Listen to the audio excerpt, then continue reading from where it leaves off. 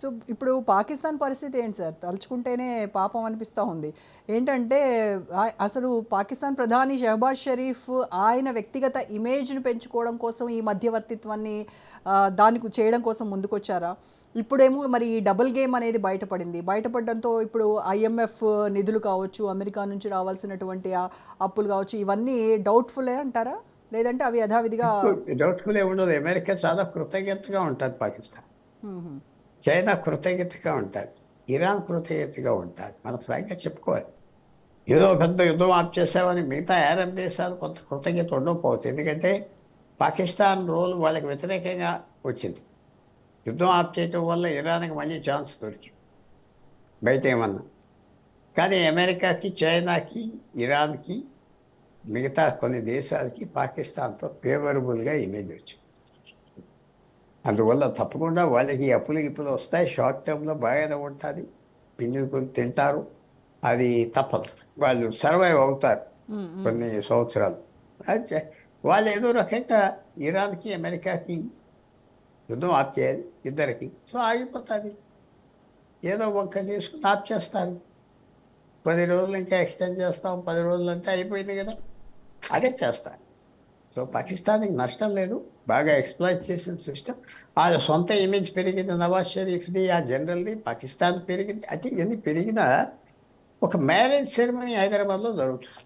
ఒక ముఖ్యమంత్రి, గవర్నరో వస్తారు. ఆ 10 నిమిషాలే గొప్ప, అంతే కదా. ఆ ఫోటోలు తీసుకుని వెళ్ళిపోయాక మనం చూస్తాం, ఇంకేమైపోయింది అంతే. సో పాకిస్తాన్ కూడా ఇది ఒక షార్ట్ లివ్డ్ ఫేమ్. ఒక 5 రోజులు, 10 రోజులు పాకిస్తాన్ తర్వాత మామూలు. ఇలాంటి ఎన్నో జరుగుతూ ఉంటాయి ప్రపంచంలో. వాళ్ళ ఫ్యూచర్ ఏంటి వాళ్ళ చేతిలో ఉన్నది. ఈ మీటింగ్ అనేది ఇరాన్, అమెరికా ఇద్దరికీ కావాలి. ఇద్దరు యుద్ధం ఆప్ చేయాలి కాబట్టి జరుగుతుంది.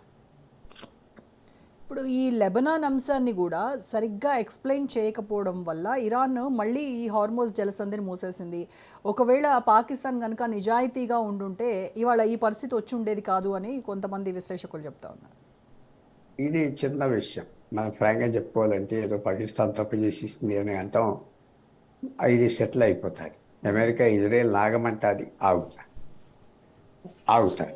తర్వాత మళ్ళీ ముందలి శనివారం దాటాలి. శనివారంలో ఒక అగ్రిమెంట్కి రావాలి. ఒక వారం రోజులు జరిగితే అంతే, నార్మలైజ్ అయిపోతుంది. నార్మలైజ్ అవుతుంది. యుక్రెయిన్, రష్యా లాగా కంటిన్యూ అవ్వదు యుద్ధం. అక్కడ కంటిన్యూ అవుతుంది, ఇక్కడ కంటిన్యూ అవ్వదు. ఇక్కడ భూమి గురించి దెబ్బలాడలేదు కదా, భూమి గురించి దెబ్బలాడలేదు, మిగతా కారణాలు. సో ఆగిపోతారు. అది చిన్న మిస్టేక్స్ ఏదో జరిగినాయి, దానివల్ల ఆగిపోతుంది ఈ అంతే. నేను నమ్మట్లేదు. It have a good ending. టెంపరీగా మంచి ఎండింగ్ ఉంటుంది. టెంపరీగా ఏదో వైస్ ప్రెసిడెంట్ ఎంతన్నాడంటే, అమెరికన్ వైస్ ప్రెసిడెంట్ అక్కడ స్పీకర్ వస్తున్నాడంటే ఏదో రకంగా సెటిల్ చేసుకుని వచ్చేస్తాడు. Face saving. ఒక నెల పైకి ఏమవుతుందో ఎవరికి లెక్కలేదు. ఇది ముందర ఈ గండం నుంచి బయటికి తప్పిపోతారు. అమెరికాకి పెద్ద యుద్ధం చేయకుండా తగ్గిపోయింది. సో అదే కావాలి వాళ్ళకి, అదే కావాలి. ఇప్పుడు ప్రపంచంలో ఎన్నో నేను యుద్ధాలను ఆపాను, ఒకరోజు 8 అంటాడు, ఇంకో రోజు 10 అంటాడు, ఇప్పుడు 11 అంటాడు, పెంచుకుంటూ వెళ్తా ఉన్నాడు. ఇన్ని యుద్ధాలను ఆపిన ట్రంప్కి మరి ఈ యుద్ధం ఎందుకు ఆపలేకపోతున్నాడు? యుద్ధంలో ఆయనే డైరెక్ట్ అవి ఉన్నాడు కదా ఇన్వాల్వ్గా. ఆయనతో పాటు మిగతా కంట్రీస్ కూడా ఇన్వాల్వ్ అవున్నారు కదా. ఇది ఎప్పటి నుంచో జరిగే యుద్ధం. ఆయనకి కావాలి యుద్ధం. ఇరాన్ కంట్రోల్ చేయాలి. సో కావాల్సిన యుద్ధం. ఆయన ఈ యుద్ధం కోసం ఎదురు చూశాడు. ఆయనే చెప్పాడు, చేశాడు. సో ఆయన ఇది ఇప్పుడు నోబెల్ ప్రైజ్ దానికి ఏమండవు. తర్వాత అంటాడు నేను ఆప్ చేశాను, ఇప్పుడు పీస్ అవగానే శాంతి తీసుకొస్తున్నానని మళ్ళీ అడుగుతాడు నోబెల్ ప్రైజ్. ఏదైనా ట్రంప్ వాళ్ళ అమెరికన్ ప్రెసిడెన్సీ పవర్ఫుల్గా వాడతాడు. యుద్ధానికి వెళ్ళటానికి భయపడ్డావు. అవన్నీ కనపడుతున్నాయి కదా. సో ఇది ఒక కొత్త రకమైన దౌత్య, కొత్త రకమైన ఫారెన్ రిలేషన్స్ జరుగుతున్నాయి. ప్రపంచం చూడలేదు, కొత్త రకంగా జరుగుతున్నాయి.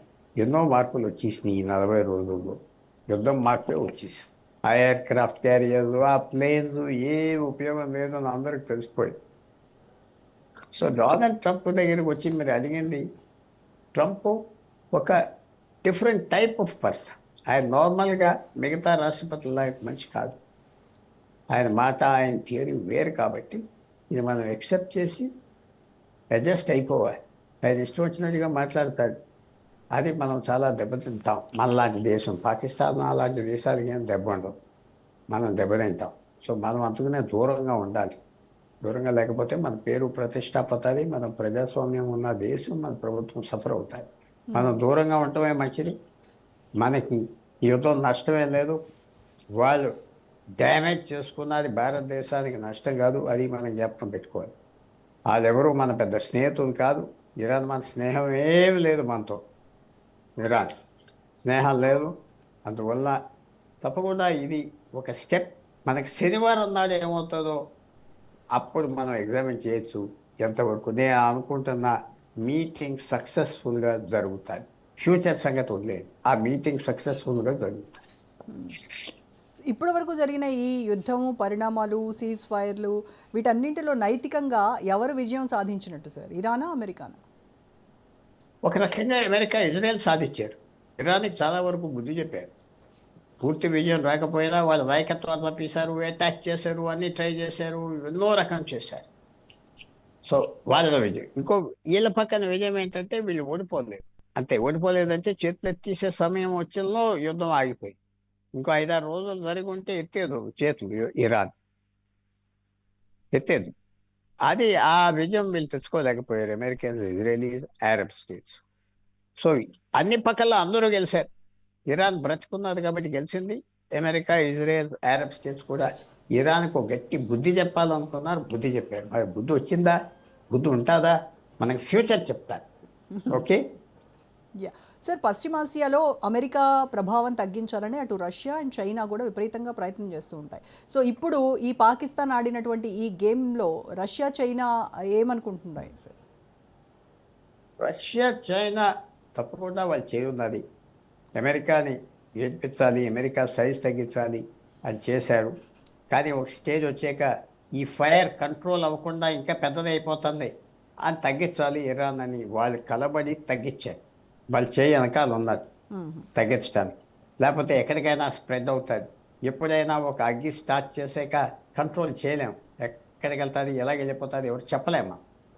సో కొంతవరకు అమెరికా నేర్పించారు, కానీ ట్రంప్ వాళ్ళ గేమ్ ఆడట్లేదు కాబట్టి ఇక తగ్గిపోతే బెటర్ అని Iran, Russia, China, Russia Iran మీద ఒత్తిడి తీసుకొచ్చి తప్పకుండా తగ్గించారు. పాకిస్తాన్ ఒక ఫెసిలిటేటర్, అక్కడ కూర్చుని మీటింగ్ అరేంజ్ చేయటం, అందరితో మాట్లాడటం, యాక్టివ్గా చేసి.